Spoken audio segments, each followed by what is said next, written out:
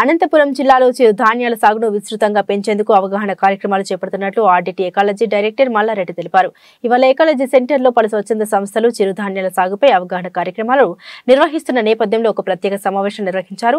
అనంత చిరుధాన్యాల పండుగ 2024 నిర్వహణను ప్రకటించాయి. ప్రభుత్వ శాఖలు మరియు 18 ఎన్జీఓలు ఆర్గనైజింగ్ పార్ట్నర్లుగా చేరాయి. ఈ సందర్భంగా మల్లారెడ్డి మాట్లాడుతూ అనంతపురం జిల్లాలో 100 ఏళ్ల క్రితమే చిరుధాన్యాల సాగు జరిగిందని తెలిపారు. ఆ పంటలతో అవినాభావ సంబంధం ఉందని ఆయన తెలిపారు. అయితే గ్రీన్ రెవల్యూషనరీ కారణంగా అమెరికా తరహాలో మార్పులు వచ్చి ఇక్కడ కూడా చిరుధాన్యాల సాగు కనుమరుగైందన్నారు. చిరుధాన్యాలతో పాటు పప్పు దినుసులు సాగు విస్తృతంగా చేపట్టాలన్న అంశంపై రైతులు అవగాహన కల్పిస్తున్నట్టు తెలిపారు. దీర్ఘకాలిక పంటలు అలాగే స్వల్పకాలిక పంటలు సంయుక్తంగా ఉండేటట్లు రైతులు జాగ్రత్తలు తీసుకోవాలన్నారు. ఇటీవల చిరుధాన్యాలపై పెద్ద ఎత్తున అవగాహన వచ్చి వాటి ద్వారా తయారయ్యే ఆహారపు పదార్థాల విక్రయాలు కూడా ఎక్కువగా వ్యాపారం జరుగుతున్నాయన్నారు. ఖచ్చితంగా పంట మార్పిడి జరగాలన్నారు. అనంతపురం జిల్లాకు మిల్లెట్స్కు వందల సంవత్సరాల సంబంధం ఉందన్నమాట. నిజంగా వందల వేల సంవత్సరాల సంబంధం ఉంది. అనంతపురం జిల్లాలో వ్యవసాయం అంటూ ఎప్పుడో పుట్టింది ఏం చెప్పారంటే, పుట్టినప్పుడు ఇక్కడ వ్యవసాయం అనేది మిల్లెట్ పల్సెస్, చిరుధాన్యాలు, పప్పు దినుసులు, ఈ రెండు ద్వారానే ఇక్కడ వ్యవసాయం అనేది మొదలైందనమాట.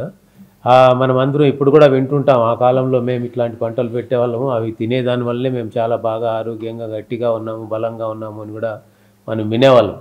అయితే మధ్యలో ఏమైందంటే, ఈ గ్రీన్ రెవల్యూషన్ వచ్చిన తర్వాత ఆహార పంటలకు ప్రాధాన్యత తగ్గిపోయి వ్యాపార పంటలు ఎక్కువ రావడం అనేది జరిగింది. ఆ సందర్భంగా మనకి ఎక్కువగా ఆయిల్ సీడ్స్ ప్రమోట్ చేయడం వల్ల ఎక్కువ వేరుశనగను ఎక్కువ మనం తీసుకురావడం అనేది జరిగింది.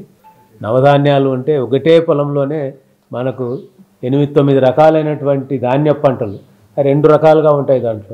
దాంట్లో చిరుధాన్యాలు ఉంటాయి, తర్వాత పప్పు దినుసులు కూడా ఉంటాయి. అదే దాంట్లోనే స్వల్పకాలికంగా వచ్చేటివి 70-80 రోజులకు 90 రోజులకు వచ్చేటివి ఉంటాయి, 140-150 రోజులకు వచ్చేటివి ఉంటాయి అన్నమాట. ఆహారం కావాలా, ఆహార భద్రత ఉండాలా అనేటువంటి ఉద్దేశంతోనూ నవధాన్య సిస్టమ్ అనేది 100 సంవత్సరాలుగా ఇవాల్వ్ అయిందనమాట. మరి నల్లరేగడి నెలల్లో ఎట్లా ఉండాలా, ఎర్ర నెలల్లో ఎట్లా ఉండాలా, తూ నెలల్లో ఎట్లా ఉండాలా, ఇసుక నెలల్లో ఎట్లుండాలా, లోతు లేని నెలల్లో ఎట్లుండాలా, ఇవన్నీ కూడా డిఫరెంట్ రకాలుగా నవధాన్యాల చుట్టూనే మన పంటల విధానం అనేది ఉన్నింది. అయితే దురదృష్టవశాత్తు గ్రీన్ రెవల్యూషన్ వచ్చిన తర్వాత మన పాత పద్ధతులు ఏమున్నాయో అవన్నీ కూడా మనం పక్కన పెట్టేసి కొత్త పద్ధతుల్ని, అమెరికా వాళ్ళు చేసేటువంటి వ్యవసాయ విధానాన్నే మనం గుడ్డిగా అనుకరించడం వల్ల మనకు చాలా అరిష్టాలు కూడా జరగడం అనేది జరిగింది. మరి దీన్ని దృష్టిలో పెట్టుకొని మళ్ళీ మనం ఏ విధంగా రివైవ్ చేయాలని చెప్పని ఆలోచన చేయడం అనేది జరిగింది. కొంతమంది మేము స్వచ్ఛంద సంస్థలు ఇప్పటికే దగ్గర 15-20 ఏళ్ళ నుంచి కూడా దీన్ని చెప్తున్నాం. ఈవెన్ వేరుశెనగ ఉన్నప్పుడు కూడా మేము చెప్తున్నాము, పంట మార్పిడి చాలా అవసరము. పంట మార్పిడే కాదు, పంటల్లో వైవిధ్యం కూడా చాలా అవసరం అనేటువంటి ఉద్దేశంతో చాలా సంస్థలు పనిచేస్తున్నాయి. మేము కూడా ఏఎఫ్ ఎకాలజీ సెంటర్ తరఫున గత 15-16 సంవత్సరాలుగా ఎక్కువ మిల్లెట్స్ని, మైనర్ మిల్లెట్స్ని కూడా ఎక్కువ ప్రోత్సహించడం అనేది జరుగుతుంది. మామూలుగా మిల్లెట్స్ అంటే సద్దలు, జొన్నలు, రాగులు సాధారణంగా అందరికీ అందుబాటులో ఈ మధ్య ఉన్నటువంటివి. బట్ వాటికి అదనంగా కొర్రలు కానివ్వండి, సామలు కానివ్వండి, అండు కొర్రలు కానివ్వండి, అరికలు కానివ్వండి, ఇట్లాంటివి 4-5 రకాలైనటువంటివి కూడా ఉన్నాయి.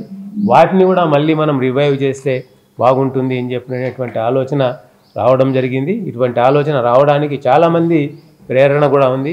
దీన్ని కొంచెం మనం మార్కెట్లోకి కూడా తీసుకొని పోవాలా, రైతులు కూడా వినియోగదారులు కావాలా అనేటువంటి ఉద్దేశంతో ముఖ్యంగా దీన్ని పెట్టడం అనేది జరిగిందనమాట. ఈ విధంగా పెట్టడానికి చాలా సంస్థలు ముందుకు రావడం జరిగింది. ఇక్కడ ప్యాంప్లెట్లో వాళ్ళ గుర్తులన్నీ కూడా పెట్టడం అనేది కూడా జరిగింది. మీ అందరి సహకారాన్ని కూడా నేను కోరుతూ నా తొలి పలుకులు నేను ఇంతటితో ముగిస్తున్నాను.